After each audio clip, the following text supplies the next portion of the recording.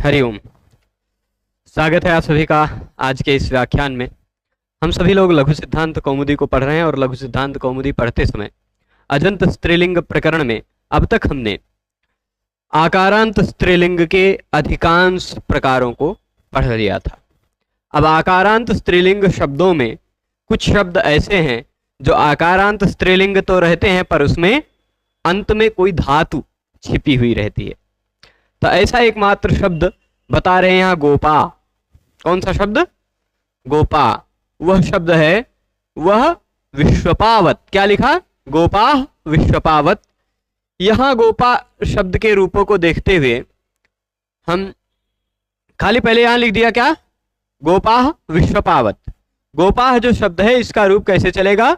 विश्वपा की तरह चलेगा। कैसे चलता है उसको हम देख लेते हैं। विश्वपा शब्द को आपने यदि समझा होगा पहले, तो विश्वपा शब्द की प्रक्रिया में आपने देखिए ये नियम लगाया था। शब्द क्या था?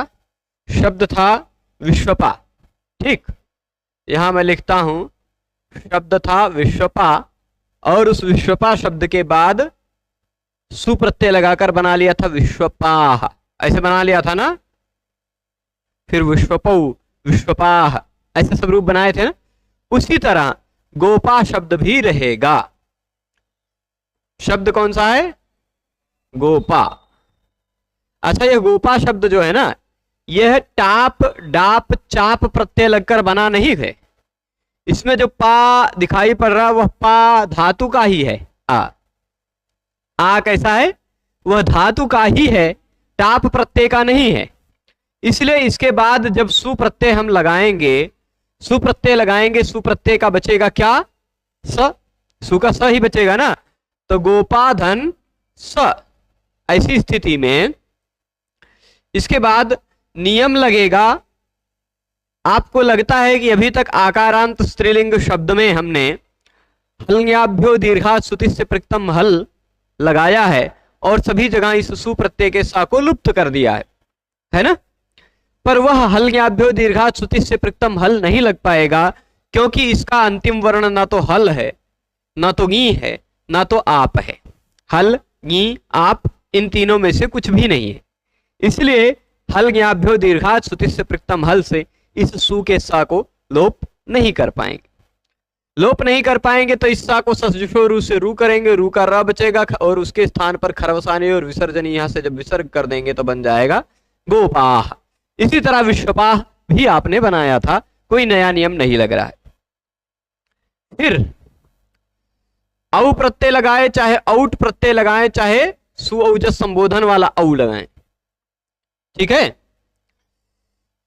अच्छा, यह सु प्रत्यय जो लगाया था यह प्रथमा का हो चाहे संबोधन का हो, दोनों जगह सही रहेगा। ठीक है। ये औ जो लगाया चाहे प्रथमा का हो, चाहे द्वितीया का हो, चाहे संबोधन का हो, औ हो चाहे औट हो, तीनों जगह कैसा रूप बनेगा? पहले तो प्रथम पूर्व सवर्ण दीर्घ करना चाहेगा, लेकिन नादीची उसको रोक देगा। नादीची नहीं कहेगा, नादीची से मत रुके, दीर्घा जसी च रुके। दीर्घा जसी जो कहता दीर्घ वर्ण है, उसके बाद जस हो या इच हो तो पूर्व सवर्ण दीर्घ नहीं होता। तो दीर्घा जसी च से उसको हमने रोक लिया, पूर्व सवर्ण दीर्घ नहीं हो पाया। पूर्व सवर्ण दीर्घ नहीं हुआ तो क्या हुआ? तो फिर आपने वृद्धि रेची से वृद्धि कर दी। वृद्धि रेची से आ और औ के स्थान पर वृद्धि करके हमने बना लिया ये औ ही बन जाएगा गोपौ। जैसे विश्वपा विश्वपौ ऐसा रूप बना था, वैसे गोपा गोपौ रूप बन गया। अब इस गोपा शब्द के बाद प्रत्यय लगाएंगे जस। जस में से बचेगा अस, है ना। गोपा अस, जैसे विश्वपा अस था वैसे गोपा अस। अच्छा, यहां जो जस लगा रहे हैं ना, यह प्रथमा वाला हो चाहे संबोधन वाला हो, द्वितीया वाले को हम नहीं लेंगे। द्वितीया के शस, पंचमी षष्ठी के ngसी और गस का जो अस है, इन सबको हम नहीं लेंगे। क्यों? क्योंकि वहां कुछ अलग प्रक्रिया होगी।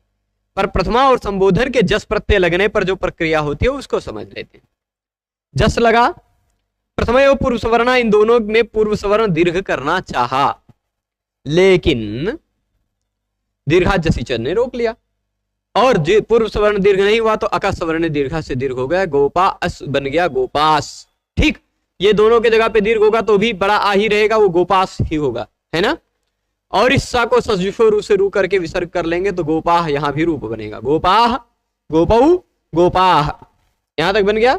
संबोधन में भी गोपाह गोपऊ गोपाह, यहां तक पहुंचे सभी लोग। अब अम प्रत्यय लगाते हैं तो गोपा अम, अमी पूर्वा से पूर्व रूप कर लीजिएगा, गोपाम बन जाएगा। फिर आउट तो गोपऊ, वृद्धि रेची से वृद्धि करिएगा। आते हैं हम शस प्रत्यय में, शस में से बचता क्या है, अस। ठीक है, यहां पर कई नियम आपने समझे थे, उन नियमों को जरा रिकॉल कीजिएगा, पुनः याद कीजिएगा। कई नियम, जैसे एक नियम आपने पढ़ा था यचि भम, पढ़ा था ना यचि भम, वह नियम मैं यहां लिख देता हूं, यचि भम। यह सूत्र कहता है सु से लेकर, सु से कप तक के जितने प्रत्यय हैं, यानी प्रातिपदिक से लगने वाले जितने भी प्रत्यय हैं, अष्टाध्यायी के चौथे अध्याय के पहले पाद के पहले नहीं दूसरे सूत्र 4 1 2 के बाद से लेकर 5 4 148 तक के जितने भी प्रत्यय या 160 तक के जितने भी प्रत्यय कहे गए हैं, पूरे सु आदि प्रत्यय हैं। उन सु आदि प्रत्यय होना चाहिए कोई, ठीक है, ध्यान दीजिएगा। प्रत्यय कैसा होना चाहिए, सु आदि प्रत्यय होना चाहिए, है यहां पर। वह सु आदि असर्वनाम स्थान प्रत्यय होना चाहिए। कैसा प्रत्यय, असर्वनाम स्थान, यानी सु आदि प्रत्यय तो हो पर वह सु आदि प्रत्यय सर्वनाम स्थान न हो, सर्वनाम स्थान से भिन्न हो। तो ये रहा सर्वनाम स्थान से भिन्न। अभी तक तो हमने सु औजस अम औट 5 जगह देखा, वो 5 जगह सर्वनाम स्थान था, ये सर्वनाम स्थान नहीं है। ठीक, तो यचिभम तब लगता है, यचिभम लगने के लिए 4 जरूरतें होनी चाहिए। 4 जरूरतें, कौन कौन सी 4 जरूरतें, प्रत्यय स्वादि प्रत्यय हो, 4 जरूरतें मैं यहां लिख देता हूं। ठीक, पहली जरूरत कि प्रत्यय होना चाहिए सु आदि में से कोई। दूसरी जरूरत है कि वह प्रत्यय होना चाहिए असर्वनाम स्थान, यानी सर्वनाम स्थान सु औजस अमौट इन 5 प्रत्ययों से भिन्न प्रत्यय। ठीक, तीसरी जरूरत कि उस प्रत्यय का पहला वर्ण होना चाहिए य। ठीक, यादि प्रत्यय अथवा अजादि प्रत्यय, यह रहेगा। यही 4 रिक्वायरमेंट है। सु आदि प्रत्ययों में से कोई प्रत्यय है ना, सर्वनाम स्थान नहीं है, असर्वनाम स्थान है, और प्रत्यय का पहला वर्ण अच है। तो इससे पूर्व में आने वाले की भ संज्ञा हो जाती, भ संज्ञा हो जाती है। ठीक है ना, तो इसको मिटा दें इतने बातों को। तो सु आदि प्रत्ययों में से, सु आदि प्रत्ययों में से जो प्रत्यय लगा हुआ है वह प्रत्यय यदि सर्वनाम स्थान से भिन्न है और वह प्रत्यय का पहला वर्ण या अथवा अच है तो उससे पूर्व की भ संज्ञा हो जाती है, हो जाएगी। यानी अब इस गोपा को हम क्या कहेंगे, भ। ये गोपा क्या है, भ है। ठीक है, गोपा की हो गई भ संज्ञा। तो एक और नियम पढ़ा था हमने, वह नियम आप याद करेंगे तो आएगा आतो धातोः, पढ़ा था। वह कहता भ संज्ञक होना चाहिए, भ संज्ञक जो अंग होना चाहिए उसका अंतिम वर्ण किसी धातु का आ होना चाहिए।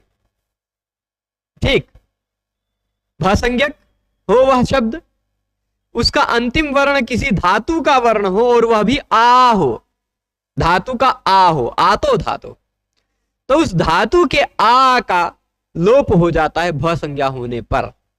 ठीक, तो यानी अब शस से आगे के जितने भी प्रत्यय हैं वही तो असर्वनाम स्थान है। सुऔजस अमऔट तो सर्वनाम स्थान है। सुऔजस अमऔट ये 5 प्रत्यय तो क्या है? सर्वनाम स्थान है। शस से आगे के हैं असर्वनाम स्थान, है ना। सश, टा, भ्याम, भिस इत्यादि सभी असर्वनाम स्थान है। तो उन सभी असर्वनाम स्थान प्रत्ययों में जिसका पहला वर्ण य है अथवा अच है, य है अथवा अच है, तो वहां पर भ संज्ञा होगी, और भ संज्ञा होगी तो आतो धातो लगेगा, आ का लोप हो जाएगा, है ना। आ का लोप हो जाएगा। यहां गोपा में जो आ है उसका लोप हुआ, यह गोप बन गया। गोप अस, गोपस बन जाएगा गोपह। विश्वपाह जैसे बना था विश्वपा का, विश्वपाह बन गया था। वैसे गोपस स को ऋतु विसर्ग करके गोपाह, गोपाह बना लेंगे। अब इस गोपा शब्द का तृतीया एक वचन में हम रूप बनाते हैं गोपा टा, टा का बचेगा आ। यजिब हमसे गोपा की होगी भ संज्ञा और आतो धातो से आ का लोप हो जाएगा। इस आ का लोप होगा तो यहां गोप क्या बचेगा? गोप कैसा बचेगा? प हलंत बचा, उसमें टा प्रत्यय का आ जुड़ा, गोपा, जो शब्द वही बना, है ना। विश्वपा शब्द का तृतीया एक वचन क्या बना? विश्वपा।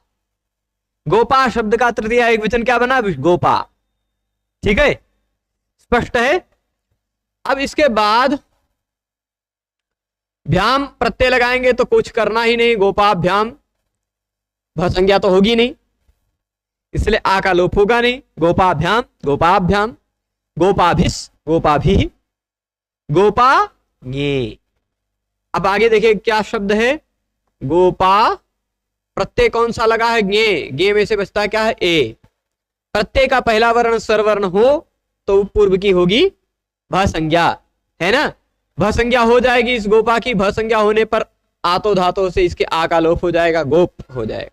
गोप ए, गोपे बन जाएगा गोपे, जैसे विश्वपे बना था। फिर इसके बाद भ्याम लगेगा तो गोपाभ्याम, भ्यस लगेगा तो गोपाभ्यः, भ्यस का सा को ऋतु विसर्ग कर लेंगे। अब बारी आती है ngसी और ngस की।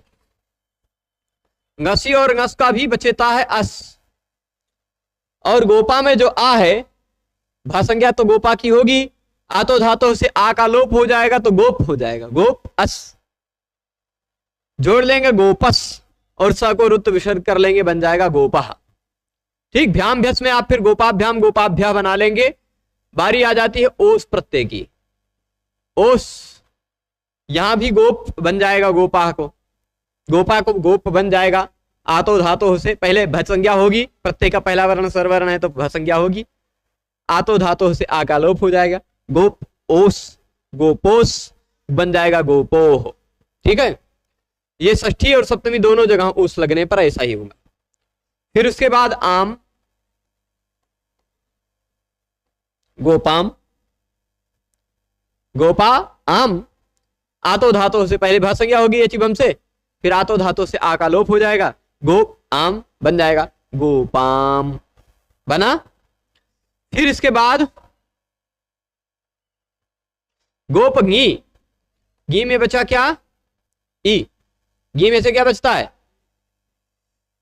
आम हुई गया, गी में से बचा ई, गोपागी, गोप, ये गी में से बचा ई, प्रत्यय का पहला वर्ण स्वरवर्ण है तो भ संज्ञा होगी, आतो धातो से लोप होगा ही आ का, गोप ई बन जाएगा गोपी, गोपी। ठीक है, इसके बाद ओस और सुप लगा के देख लीजिएगा। ओस लगेगा तो गोपो बन ही जाएगा, सुप लगा जाएगा तो गोपा धन सु बन जाएगा गोपासु। ठीक, बन गया गोपासु। अच्छा, हाँ, तो गोपासु बन गया, इतना स्पष्ट है। आगे चलें, गोपा विश्वपावत हो गया ना। गोपा शब्द किस तरह चलेगा? विश्वपा की तरह चलेगा। यह बात आपको समझ में आ गई होगी, गोपा विश्वपावत। ठीक, यचिभम, यचिभम समझने के लिए अष्टाध्यायी निकालनी पड़ेगी। मैंने कई बार उस समय विश्वपा शब्द को समझाते समय समझाया था। ठीक है, यचिभम समझने के लिए अष्टाध्यायी में उस प्रसंग को निकालना पड़ेगा यहां मैं लिख देता हूं, उससे पहले आपको सूत्र मिलेगा स्वादिश्व सर्वनाम स्थाने। पहले मैं वह सूत्र लिख रहा हूं, स्वादिश्व सर्वनाम स्थाने। ठीक, ये 1 4 18 नंबर सूत्र होगा यचिभम, है ना, 1 4 18, ये है 1 4 17। और इसी के बाद क्या मिल गया, यचि भम। ठीक है, स्वादिश्व सर्वनाम स्थाने क्या कहता है, सु आदिशु। स्वादिशु में सु आदिशु दिख रहा है, सु आदिशु। सु आदि प्रत्यय पर में हो तो उससे पूर्व की कुछ बात कह रहा, सप्तमी लगी है ना स्वादिशु में, तो सु आदि प्रत्ययों के पूर्व में, पर सु आदि प्रत्ययों के पूर्व में। अच्छा, स्वादिशु का एक और विशेषता बताई, असर्वनाम स्थाने। सु आदि प्रत्ययों में सर्वनाम स्थान से भिन्न प्रत्यय के पूर्व में जो आता है उसकी भ संज्ञा हो, नहीं पद संज्ञा हो जाती। स्वादिश्व सर्वनाम स्थाने पद संज्ञा करता है। तो सु आदि प्रत्यय कौन से हैं, पहले ये जान लीजिए। सु आदि प्रत्यय कौन से हैं? सु आदि प्रत्यय से जो लोग केवल सु आदि 21 को लेते हैं वह लोग थोड़े से कम नजर से देखते हैं, थोड़ी सूक्ष्म नजर से देखते हैं, थोड़ा और अच्छी नजर से देखिए। अच्छे नजर से देखने पर आपको पता चलेगा कि पाणिनि व्याकरण में प्रत्यय यहां से लेकर, यहां से शुरू होकर यहां तक प्रत्यय बताए गए हैं। कहां तक बताए गए ना? तीसरे अध्याय के पहले पाद के पहले सूत्र से लेकर 5वें अध्याय के चौथे पाद तक 160 नंबर तक प्रत्यय बताए गए हैं। ठीक, क्या बताए गए हैं? अच्छा, उन प्रत्ययों में पहला प्रत्यय कौन सा है? उन प्रत्ययों में पहला प्रत्यय कौन सा है बताइएगा? कौन सा प्रत्यय पहला? गुप्तिच किध्या सन, पहला प्रत्यय है सन। ठीक, और अंतिम प्रत्यय आपको मिलेगा उरा प्रभृतिभ्यः कप। ठीक है, ये पूरी भूमिका मैं बता रहा हूं। तो प्रत्ययों में, व्याकरण में जितने प्रत्यय बताए गए हैं उन सभी प्रत्ययों में पहला प्रत्यय कौन सा? सन। अंतिम प्रत्यय कौन सा? कप। बाकी सारे प्रत्यय बीच में हैं, बाकी सारे प्रत्यय बीच में।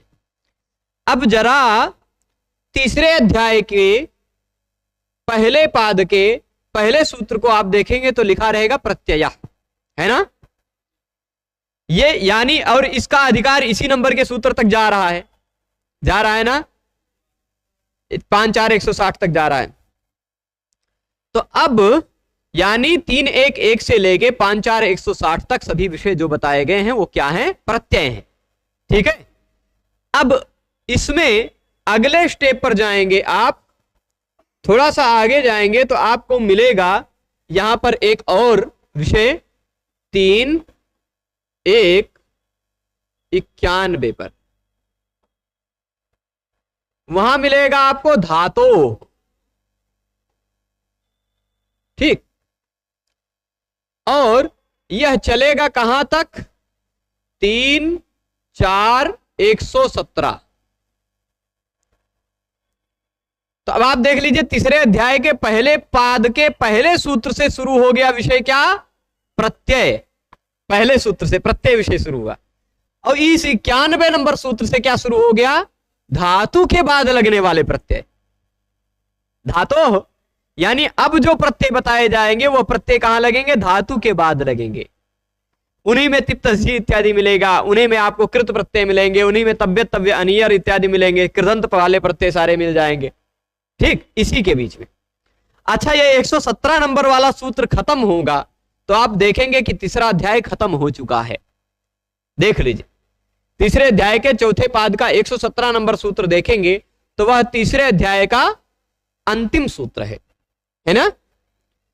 फिर उसके बाद वाला सूत्र कौन सा है? 4.1.1। ठीक, 1 मिनट, क्या है? 4.1.1 यह है ज्ञाप प्रातिपदिकात। क्या है? ज्ञाप प्रातिपदिकात,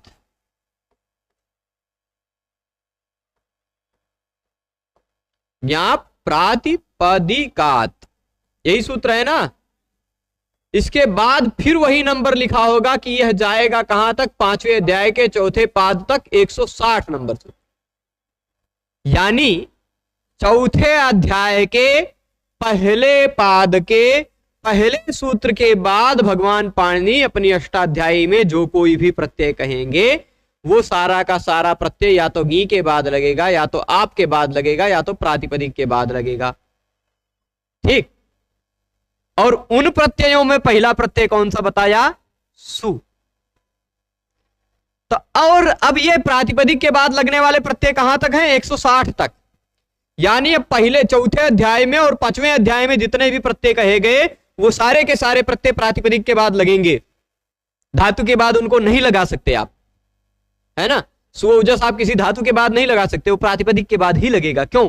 क्योंकि इसी के बाद देख लीजिए 4-1-3 नंबर, 4-1-2 नंबर सूत्र है ना, सौजस मौजस, यानी वो प्रातिपदिक के अधिकार में आया। उसको पाणिनि जी ने कह दिया कि यह प्रत्यय प्रातिपदिक के बाद ही लग सकता है। ठीक है। अच्छा, उन प्रत्ययों में पहला प्रत्यय कौन सा हुआ, प्रातिपदिक के बाद लगने वाले प्रत्ययों में पहला प्रत्यय कौन सा हुआ, सु। प्रातिपदिक के बाद लगने वाले प्रत्ययों में अंतिम प्रत्यय कौन सा हुआ, सु, औजस, समौजस, टाभ्याम, विसर्गेभ्याम, भ्यास से लेके जितने भी 5वें अध्याय के चौथे पाद से 160 नंबर सूत्र के आसपास जो अंतिम प्रत्यय कहा गया है वह प्रत्यय है कप। ठीक। अब यचिभम का मतलब यहां समझिए। यचिभम कहता सु आदि से, यहां देखिएगा, यहां यचिभम में क्या था, सु आदि प्रत्यय होना चाहिए, यानी सु से लेके कब तक का पूरा सु आदि है ना। ऐसा थोड़ा ना कि कैसे प्रत्यय सु आदि, तो सु आदि प्रत्यय होना चाहिए, पर वह असर्वनाम स्थान होना चाहिए, यानी सर्वनाम स्थान यानी सु, औजस, अम, औट और एक शी प्रत्यय उनसे छोड़कर होना चाहिए, है ना। तो वह प्रत्यय हो तो पूर्व की पद संज्ञा हो जाती है, ऐसा स्वादिष्ट सर्वनाम स्थान ने कहा। पर यचिभम ने क्या कहा, यचिभम में आपको 2 वर्ण दिखाई पड़ रहे होंगे, य, अचि, दिख रहा है। प्रत्यय का पहला वर्ण य हो अथवा अच हो। कौन से प्रत्ययों में, स्वादिष्ट, सु आदि प्रत्ययों में, मतलब सु से लेके कप तक के प्रत्ययों में यदि प्रत्यय का पहला वर्ण य है अथवा अच है तो उससे पूर्व की भ संज्ञा हो जाए। अब गोपा अश, गोपा औट, नहीं औ पर तो नहीं जाएगा, औ औट क्योंकि असर्वनाम स्थान नहीं है, सर्वनाम स्थान। पर गोपा शस, गोपा अस, यहां प्रत्यय सु आदि है, असर्वनाम स्थान है, उसका पहला वर्ण या अथवा अच है, अच है, इसलिए भ संज्ञा हो जाएगी, पूर्व की गोपा की भ संज्ञा हो जाएगी। ठीक है। तो इतनी बात स्पष्ट है। अब अगला शब्द गोपा विश्वपावत ये बताने के बाद देखिए पुस्तक में क्या लिखा है अगला, मति। सीधे जो शब्द बनते जा रहे हैं वही बना रहे हैं, बाकी पूरा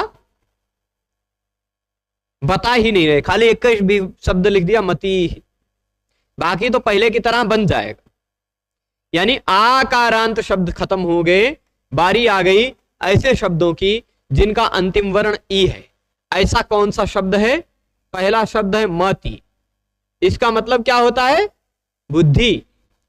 अच्छा, मति शब्द है जिसका अर्थ होता है बुद्धि, यह स्त्रीलिंग में है। हरि, कवि इत्यादि शब्द की तरह इसका रूप नहीं चलेगा। आप सोचे मति में अंत में ती दिखाई पड़ रहा है, पति में अंतिम में ती दिखाई पड़ रहा है, पति की तरह चला लें, ऐसा भी नहीं चलेगा। ठीक है। तो कैसे इसका रूप चलेगा मति शब्द का, इसको देखते हैं। सु प्रत्यय लगाएंगे तो आपको पहले से कोई नियम करने की जरूरत नहीं है, जैसे बनाते थे सु का स को रु विसर्ग कर लेंगे, बन जाए मति, बन जाएगा। औ प्रत्यय जब लगाएंगे, यह औ तीनों जगह वाला है, एक साथ समझ लीजिएगा। चाहे यह औ कौन वाला, प्रथमा विभक्ति वाला चाहे औ हो, चाहे द्वितीय विभक्ति वाला औट हो, चाहे संबोधन वाला औ हो, तीनों स्थितियों में क्या होगा, मति औ में प्रथमयो पूर्व सवर्ण। क्यों? यहां नादीची उसको रोक नहीं पाएगा, क्योंकि अ के बाद इच होता तब तो नादीची रोकता। दीर्घा च जसी च उसको रोक नहीं पाएगा क्योंकि दीर्घ वर्ण होता, तब वो रोकता। तो प्रथम पूर्व सवर्ण लग जाएगा।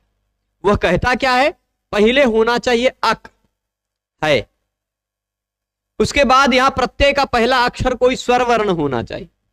प्रत्यय का पहला अक्षर क्या होना चाहिए, कोई स्वर वर्ण, और वह प्रत्यय कैसा प्रत्यय होना चाहिए, प्रथमा या द्वितीय विभक्ति का होना चाहिए। संबोधन भी प्रथमा विभक्ति माना जाता है, तो प्रथमा का है या द्वितीय का है ना। तो इन दोनों वर्णों में इधर क्या है ई, इधर क्या है औ, इन ई और औ में पूर्व वर्ण का सवर्ण दीर्घ आ जाता है, यानी ये बड़ी ई आ जाएगा। ठीक, ये ई और औ दोनों गायब होगा, इसके स्थान पर बड़ी ई आ जाएगा, मती बन जाएगा। जैसे हरि शब्द का हरि बनाया था, गुरु का गुरु बनाया था, पहला वर्ण दीर्घ होकर आ जाता है ऐसी परिस्थितियों में। ठीक है, तो ये बात समझ गए। अब मति के बाद प्रत्यय हम लगाते हैं जस। तो नियम आपने पढ़ा था जसी च, पढ़ा था। जसी च क्या कहता है, ह्रस्व हो, शब्द का अंतिम वर्ण ह्रस्व हो, ह्रस्वांत अंग हो, उसके बाद प्रत्यय हो जस, तो पूर्व में आने वाले ह्रस्वांत अंग को गुण हो जाया करता है। तो पूर्व में ये ह्रस्व है, इसको गुण हो जाएगा, ई को गुण होगा तो ई क्या बन जाएगा, ए। तो यह जो मति है यह बन जाएगा मते। जस का क्या बचता है, अस, जस में से बचता है अस, मते अस। एचो यवा यावह पढ़े हैं, उस ए के, उससे ए के स्थान पर क्या हो जाएगा, अय, मतयस। ठीक, मतयस बन गया, बन जाएगा मतयः। स को रुत्व विसर्ग कर लीजिएगा पहले की तरह। अब मति शब्द के बाद अम लगाएंगे तो अमी पूर्वा से पूर्व रूप होकर मतिम बना लेंगे। अम, अ और मति का ई और अम का अ दोनों मिलकर खाली ई बच जाएगा। फिर मति के बाद आउट लगाएंगे तो मति बना लिया आपने। मति के बाद शस लगाएंगे, यही थोड़ा सा अभी हरि शब्द के से अलग बन रहा है, यही बाकी अभी तक हरि की तरह ही चल रहा है। हरि शब्द में जितना नियम लग रहा था सब यहां लग रहा है। यहां क्या है, अलग क्या हो गया, प्रथम पुरुष वर्णा तो लगभग करेगा, है ना। शस में से बचता क्या है, लशक को तद्दिते से श की संज्ञा हो के तस्य लोपा से लोप होने पर मति अस। ये रहा अक, ये रहा प्रथमा द्वितीया का अच। अक और प्रथमा द्वितीया के अच में पूर्व सवर्ण दीर्घ हो जाया करता, मतलब पूर्व वर्ण जो मति का ई है वह दीर्घ हो जाएगा, बड़ी ई हो जाएगा। तो मति क्या बन जाएगा, मति, क्या बन जाएगा, मति। और स, पूर्व सवर्ण दीर्घ के बाद आने वाले सस के स के स्थान पर न हो जाता है, पर वह पुल्लिंग में होता है, ये तो स्त्रीलिंग है, इसलिए सस के स को न नहीं हो पाएगा। तस्मात् छसो न पुंसी नहीं लग पाएगा, ना नहीं हो पाएगा। तो जब ना नहीं होगा तो स को रू होगा, रू का विसर्ग हो जाएगा र का, मती, यह रूप बना। यह एक अलग है, यही एकमात्र हलि शब्द से अभी तक अलग मिला, यही एकमात्र अलग मिला ना। अभी आगे अभी जो अलग मिलेगा वो बताया जाएगा, पर अभी तक शुरुआती आपने क्या क्या पढ़ लिया, 6 रूप पढ़े, शुरुआती 6 रूप, या संबोधन के भी 2-3 मान लीजिए, तो 8-9 रूपों में खाली एक अंतर मिला। आगे अब हो सकता है 1-2 जगह अंतर मिले, 1-2 जगह क्या अभी अब सभी एक वचनों में अंतर मिलेगा, सभी एक वचनों में मिलेगा अंतर, हाँ एक वचनों में ही अंतर मिलेगा। तो अब तृतीया का टा प्रत्यय लगाया हमने, कौन सा, मति टा, टा में से बचता क्या है, आ, मति आ। हरि शब्द के बाद जब टा प्रत्यय लगाते थे हम तो क्या बन जाता था, हरि शब्द के बाद जब टा लगाते थे तो हरि आ। कौन सा नियम लगा लेते थे, आंगो ना अस्त्रियाम। वो नियम खुद ही कह रहा है, देखिएगा नियम जो वहां हरि में लग रहा था वो क्या कहा था, नियम जरा ध्यान से देखिएगा, आंगो ना स्त्रियाम, यही नियम था ना। आ आंग यानी आ के स्थान पर, टा विभक्ति के स्थान पर ना हो जाता है, पर अस्त्रियाम, स्त्रीलिंग में नहीं, ये तो स्त्रीलिंग में है, तो यहां आ को ना नहीं कर पाएंगे आप, नहीं कर पाएंगे ना, नहीं कर पाएंगे तो क्या करेंगे आप, जब ना नहीं होगा तो इको यणचि, इको यणचि को कौन रोक रहा है फिर, इको यणचि से इस मति में जो ई है उस ई के जगह पे आप क्या कर देंगे या, तो ई जब हट जाएगा तो ता आधा हो जाएगा, ई के जगह पे या आ जाएगा, ऐसा हो जाएगा मत्य, और उसी में आ जोड़ दीजिए, बन जाएगा मत्या। ठीक, जैसे पति शब्द का बन जाता था पत्या। यहां घी संज्ञा है, मति शब्द की भी घी संज्ञा है, पर घी संज्ञा होने के फलस्वरूप जो आंगो ना स्त्रियाम से ना होना चाहिए था वह ना नहीं हुआ। इसको समझाते समय मैं कभी कभी बोलता हूं कि भाई स्त्रीलिंग में भला किसी को ना कर सकते हैं क्या, नहीं कह सकते हैं, ना नहीं हाँ कहना पड़ता है, इसलिए तृतीया एक वचन में भी ना नहीं हुआ और द्वितीय बहुवचन में भी न नहीं हुआ, है ना। तो तस्मात् छसो न पुंसी, पुल्लिंग में ही ना होगा, तृतीया एक वचन में भी ना जो होगा वो पुल्लिंग में ही होगा और किसी लिंग में नहीं होगा। ठीक है, हाँ, ये जो तृतीया एक वचन वाला ना होता है वह अस्त्रियाम यानी स्त्रीलिंग में नहीं होता, बाकी दोनों लिंग में होता है, और शस के स को ना होता वह केवल पुल्लिंग में होता है। ठीक, तो अब इसके बाद मति के बाद भ्याम रहेगा, तो मति भ्याम, भिस तो मति भी, हरि शब्द की तरह, पति शब्द की तरह, चाहे जिस शब्द की तरह मान लीजिए, भ्याम भिस में कोई, यदि प्रत्यय का शब्द का पहला अंतिम वर्ण स्वरवर्ण है तो भ्याम भिस इत्यादि प्रत्ययों का कोई महत्व नहीं है। यदि शब्द का अंतिम वर्ण व्यंजन आएगा जब, तब व्यंजन वाले प्रत्ययों का रोल आएगा। अभी प्रत्यय व्यंजन वाले प्रत्ययों का कोई बहुत विशेष रोल नहीं है, है ना।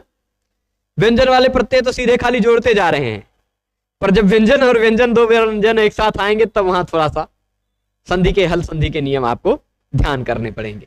ठीक है, अब भ्याम भीस हो गया, मति ज्ञे, यहां पर आपको एक नया नियम पढ़ना पड़ेगा। मति ज्ञे, ज्ञे में बचता क्या है, लशक व तद्धिते से किसी भी प्रत्यय का पहला वर्ण कवर्ग हो, क ख ग घ ङ हो, तो उस प्रत्यय का पहला वर्ण क ख ग घ ङ हो तो उसकी संज्ञा होती है तस्य लोपा से लोप हो जाता है, बचता केवल ए है, मति ए।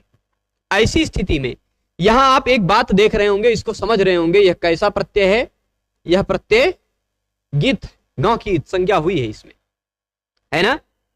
तो एक नियम अभी लघु सिद्धांत कौमुदी में पुस्तक में आपको ऐसे दिखाई पड़ रहा होगा, देखिए मति ही, मत्या ये तो बन गया दो, अगले पेज में चले, मति ही बन गया, मत्या बन गया, अगले पेज में अगले सूत्र में चलते हैं तो देखिए यहां गीति ह्रस्वश्च मिला, यह सूत्र आपको समझना पड़ेगा, और इस सूत्र को समझने के लिए इसका प्रसंग निकालना पड़ेगा। यहां पर आपको थोड़ा मजेदार प्रसंग है और समझने में अच्छे अच्छे की बुद्धि उलझ जाती है, ऐसी है। यद्यपि सुलझा हुआ विषय, यद्यपि बहुत सुलझा हुआ विषय है, पर फिर भी बहुत सारा उलझा हुआ लगता है लोगों को। तो जरा इसको देखते हैं। अच्छा, शेषो घ्यसखी सूत्र पढ़ा है जो आपने, वो इसी के बाद वाला सूत्र है, तो ध्यान दीजिएगा गीति ह्रस्वश्च को। पहले यहां पर मैं आपको बता दूं तो इस सूत्र में इससे पहले 2-3 सूत्र महत्वपूर्ण हैं। एक तो आप यहां देख लीजिएगा, मैं 2-3 सूत्र जो महत्वपूर्ण है वह लिख दे रहा हूं। एक तो यू स्त्र्याख्यो नदी, ध्यान है यह सूत्र, यू स्त्र्याख्यो नदी। ये थोड़ा सा मुझे नीचे लिखना पड़ेगा क्योंकि हमारे सामने वाले कैमरा जी में ये नहीं दिखाई पड़ रहा, तो यहां लिखता हूं यू स्त्र्याख्यो और फिर नदी। ठीक है, उसी के बाद अगला नियम है नेयंग वंग स्थानावस्त्री। दिख रहा है, और उसी के बाद नियम है वामी, ठीक, और उसके बाद यह नियम है गिति ह्रस्वश्च।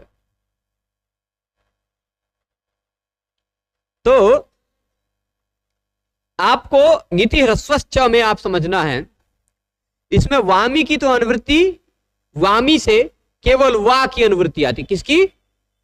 वा, ठीक, जिसकी जिसकी अनुवृत्ति आ रही वो लिख रहा। और नेयं वंग स्थानावस्त्री, नेयं वंग स्थानावस्त्री से इयंग वंग स्थानावस्त्री आता है, ना की अनुवृत्ति नहीं आ रही, मान लीजिए इयंग वंग स्थानावस्त्री, ठीक है। और यूज त्र्याख्यो नदी पूरा का पूरा सूत्र अनुवृत्त होकर आ रहा है, ठीक, यूज त्र्याख्यो नदी पूरा का पूरा सूत्र आएगा वैसे का वैसा। तो मतलब क्या समझ रहे हैं, इयंग उवंग स्थानऊ। अच्छा, इयंग उवंग के बारे में आपने अजंत पुल्लिंग में पढ़ते समय पढ़ा है कि धातु का, स्नु का और भ्रू का ई उ हो तो उसके स्थान पर इयंग और उवंग हो जाया करता है।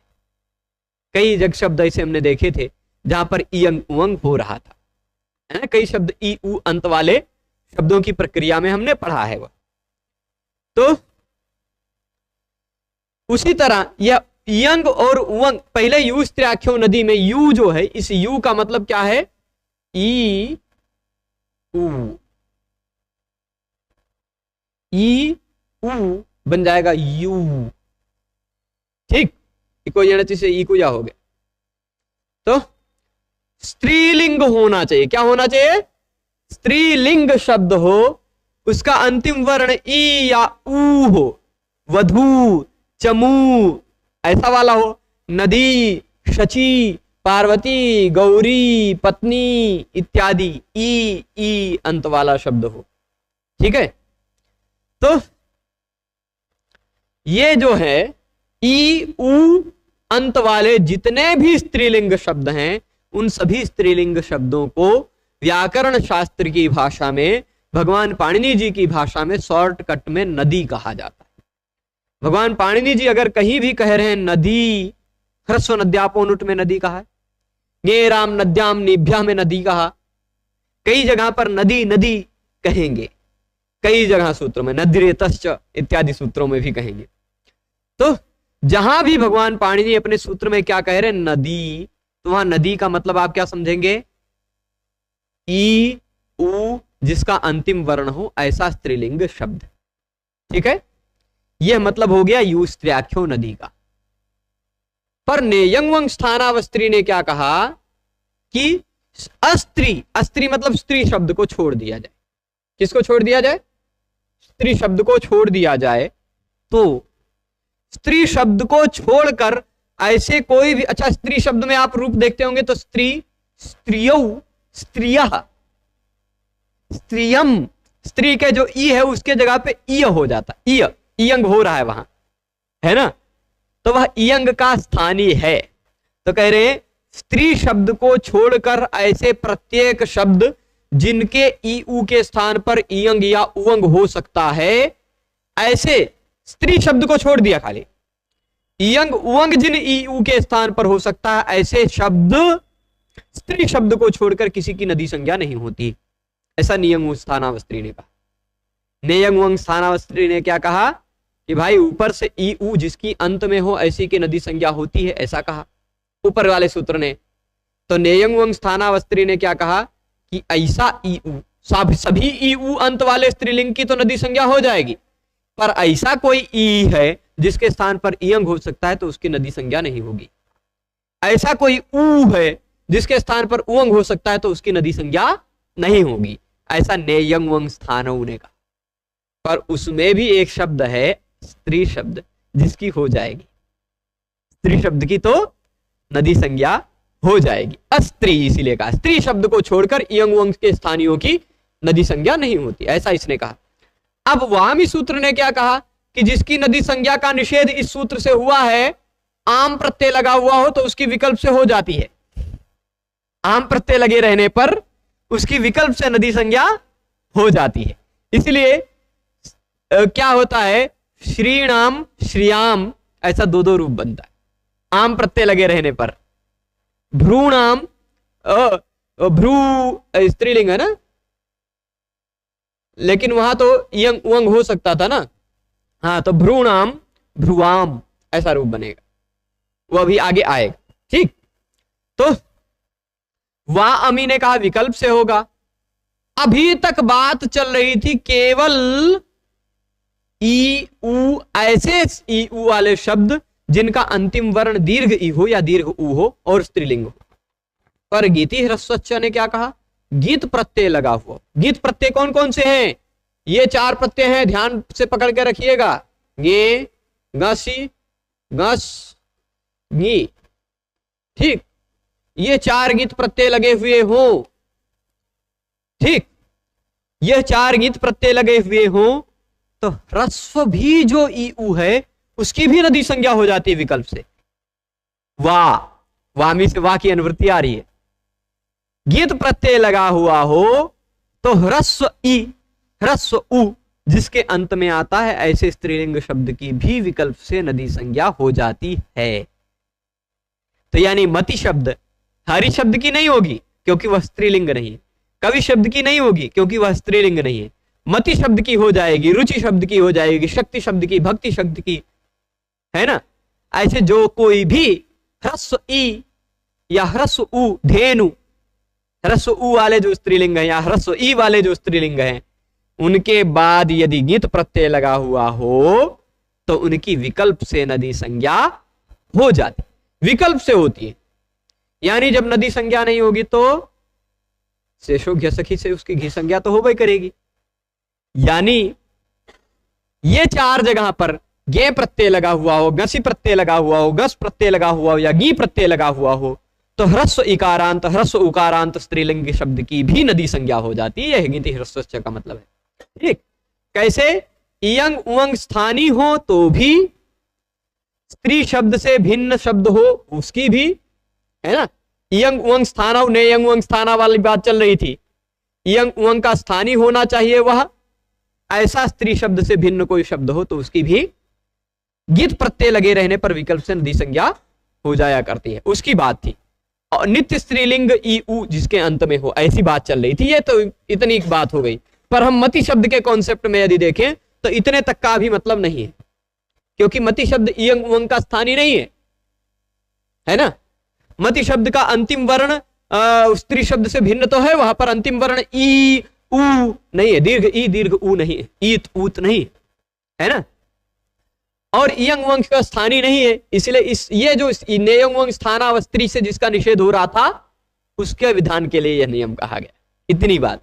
ह्रस्व में च भी तो लगा हुआ है, गीत प्रत्यय परे हुए हो तो ह्रस्व की भी नदी संज्ञा हो जाया करती है। ह्रस्व इकारांत उकारांत स्त्रीलिंग शब्द की भी नदी संज्ञा हो जाती, यानी दीर्घ की तो होगी ही, जिसका नेयंग उंग स्थाना स्त्री से निषेध हुआ था उसकी तो होगी ही, और विकल्प से होगी। ठीक है, तो स्त्री शब्द भिन्नौ नित्य स्त्रीलिंगौ ईदूतौ, और फिर क्या कहा, ह्रस्वौ च इवर्ण उवर्णौ, ह्रस्व इवर्ण उवर्ण, ह्रस्वौ च ह्रस्व भी इवर्ण उवर्ण, इवर्ण उवर्ण जोड़कर एवर्ण उवर्ण बन गया है। ठीक है, ह्रस्व इवर्ण उवर्ण भी स्त्रीलिंग में विकल्प से नदी संज्ञक होते हैं, गित प्रत्यय यदि उनके पर में हो तो।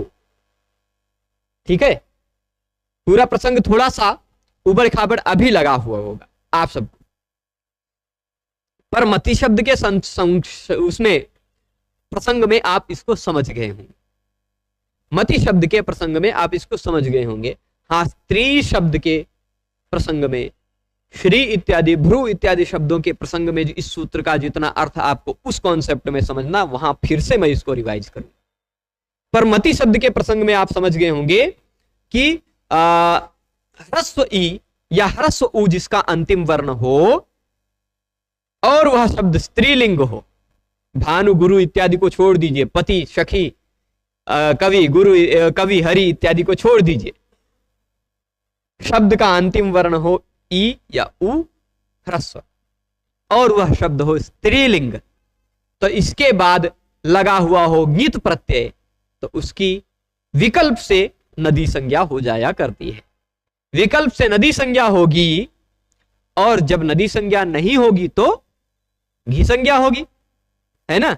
इसलिए घी संज्ञा होगी तो अलग नियम लगेंगे, घेर नीति से गुण इत्यादि वाला नियम लगेगा, और जब घी संज्ञा नहीं होगी तो आण नद्या से आठ आगम वाला नियम लगेगा। इसलिए मति शब्द इत्यादि जो ह्रस्व इकारांत स्त्रीलिंग शब्द हैं, उनके इन चार प्रत्ययों के लगे रहने पर विकल्प से दो दो रूप बनते हैं, इसी कारण। अब चलिए हम मति शब्द के उस ऋण रूपों की ओर चलते हैं। तो यहां आप देख पा रहे होंगे, देख लीजिएगा, मति है ए, गिंत प्रत्यय है, गीति ह्रस्वश्च ने कहा कि इस ह्रस्व की भी नदी संज्ञा हो सकती है। कैसे हो सकती है? विकल्प से नदी संज्ञा हो सकती है। यानी इस मति को आप डबल मान लीजिए। कैसा मान लीजिए? डबल। मति ए ये नदी संज्ञा वाला, और ये मति ए बिना नदी वाला।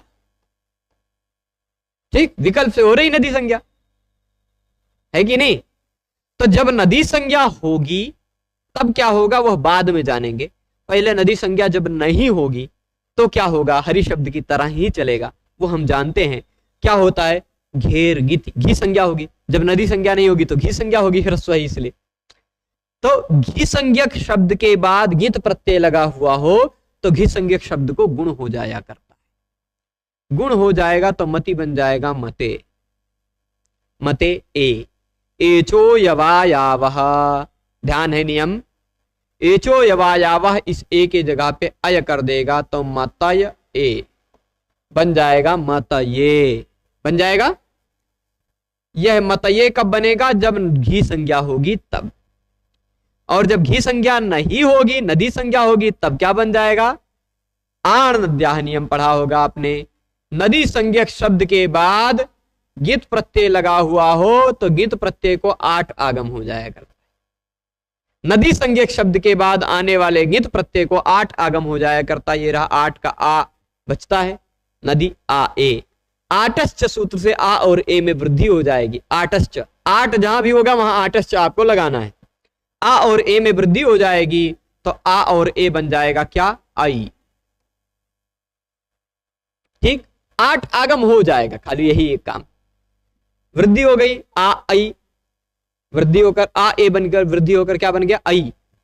और फिर उसके बाद मति में आई जोड़िए, इको यणचि से ई के जगह पे या कर दीजिए, ता या मत्यई बन गया। तो मति शब्द का चतुर्थी एक वचन में दो रूप बना, मत्यई मतये। ऐसा एक क्या बन गया? ये ऐसा बन गया मत्यई। ठीक, और जब घी संज्ञा थी तो हरये की तरह मतये। ठीक है ना, ये दोनों रूप बना लिया। भ्याम और भ्यस जोड़कर मतिभ्याम मतिभ्या बना लेंगे। ठीक है, अब ngसी और ngस में आते हैं। ngसी और ngस में आते हैं, वहां भी ngसी और ngस प्रत्यय में भी क्या होता है आप जान रहे हैं, उसके नियम को क्या जान रहे हैं? ध्यान है, बचता क्या है ngसी और ngस में से? अस। प्रत्यय गीत है कि नहीं? गीति ह्रस्वश्च से इसकी विकल्प से नदी संज्ञा हो सकती है ना? हो सकती है। तो विकल्प से इसकी नदी संज्ञा भी होगी और विकल्प से घी संज्ञा भी होगी। जब घी संज्ञा होगी तो क्या रूप बनेगा वो यहां हम लिख देते हैं। मति को बन जाएगा मते, ngसी ngस का बचा है अस, घेर गीति से गुण होगा, है ना, घी संज्ञा को गुण हो जाता है, मते अस। ngसी ngसोश्च से पूर्व रूप हो जाएगा, मते अस में मतेश हो जाएगा, ngसी ngसोश्च। एंग हो शब्द का अंतिम वर्ण एंग, उसके बाद प्रत्यय लगा हुआ हो ngसी या ngस, का हो उसका हो आ, तो एंग और अ में से एंग बचता है, पूर्व रूप हो जाता है, पूर्व वाला बचता है, बच गया ए।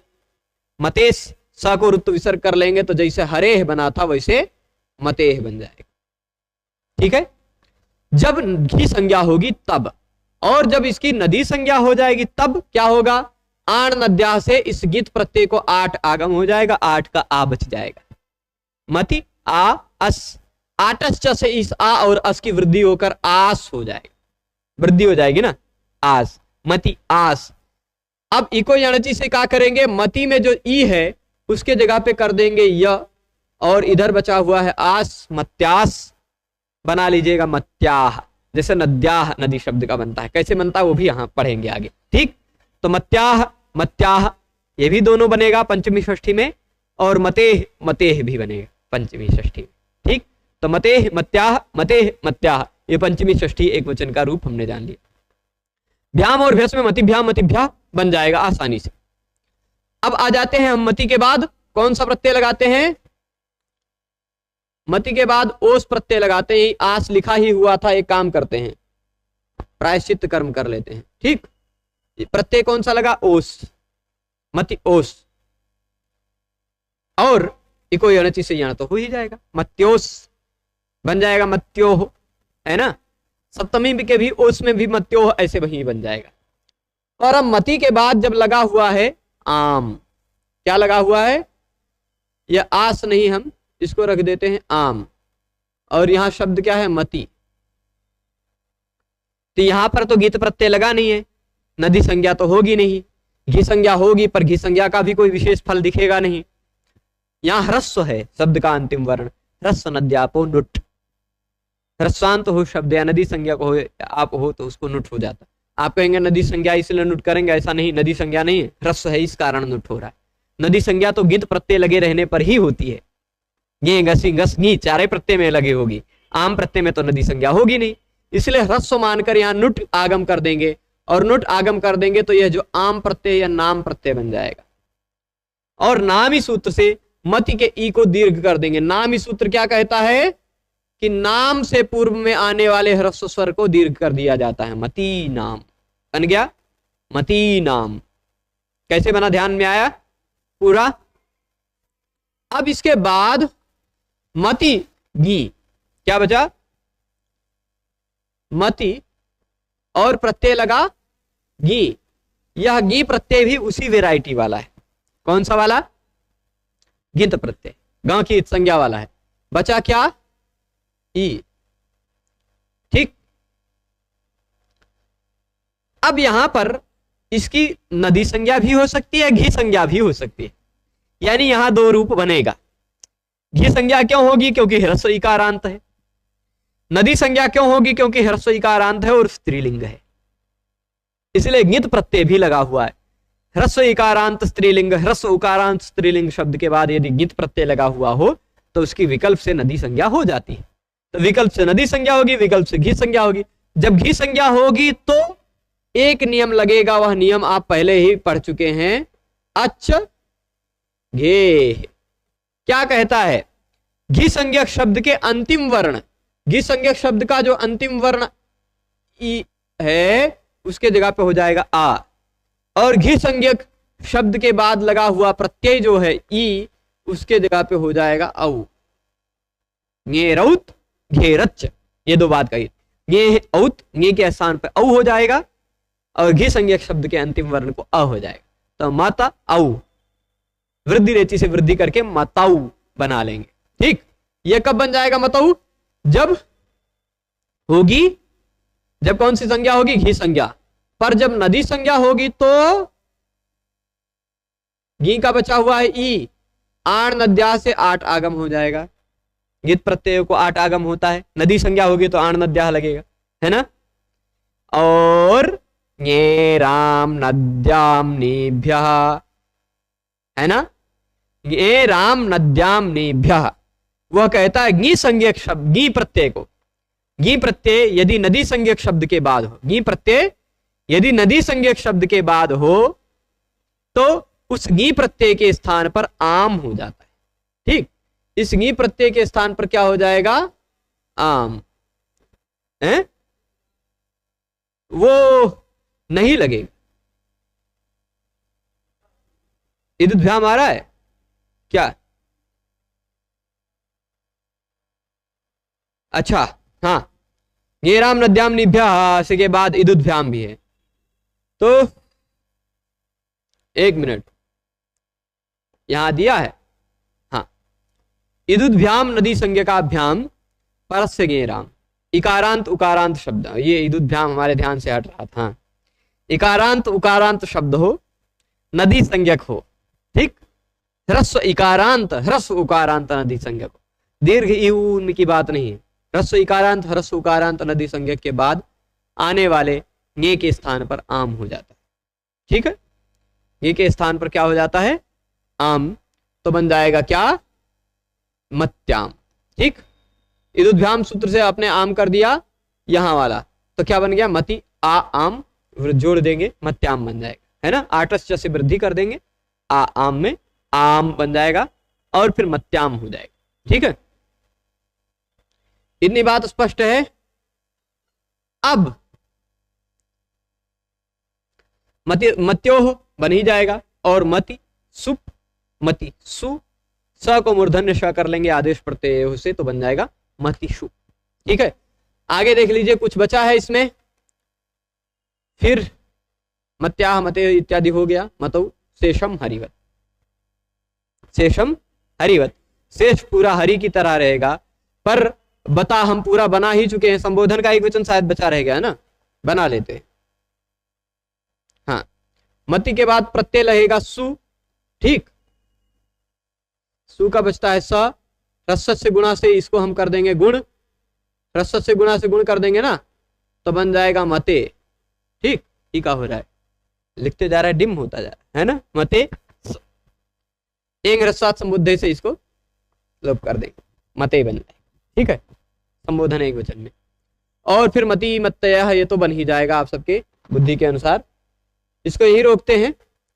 इसके बाद एवं बुद्ध्यादय जो बात कह रहे हैं, है ना, एवं बुद्ध्यादय, इसको कल के व्याख्यान में समझेंगे, बुद्धि इत्यादि शब्दों को। ठीक है, और एक और विशेष बात कि यदि गेराम नद्याम निभ्या से ही गे को आम हो सकता था, तो इदुभ्याम एक अलग सूत्र की क्या आवश्यकता पड़ी, इसको भी कल विशेष चर्चा करेंगे। ठीक है, आज थोड़ा विलंब हो जाएगा, तो आप सभी लोग पूरे इस व्याख्यान में जुड़े रहे, उसके लिए सभी को बहुत बहुत धन्यवाद। पुनः मिलेंगे, तब तक के लिए नमो नमः।